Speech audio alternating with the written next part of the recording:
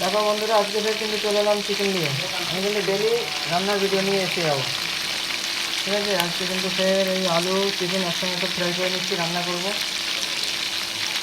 পরে এখানে এত চিকেন ফ্রাই করে রেখেছি, তাই কালকে চিকেন রান্না করতে আসবো।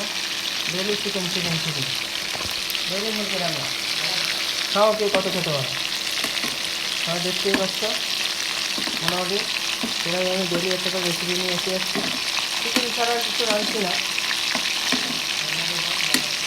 আমি একদিন ভেজিটেবিলের নিয়ে আসবো।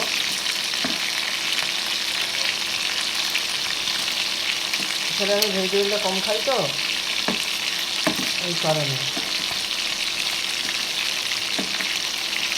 দেখা যাচ্ছে এখানে তাজা চিকেন নাই, তাই একটু ফ্রিজে থাকা চিকেন কড়া করে ফ্রাই করে নিচ্ছি। এখানে তো তাজা চিকেন আছে না, টাইম পাই না আমরা।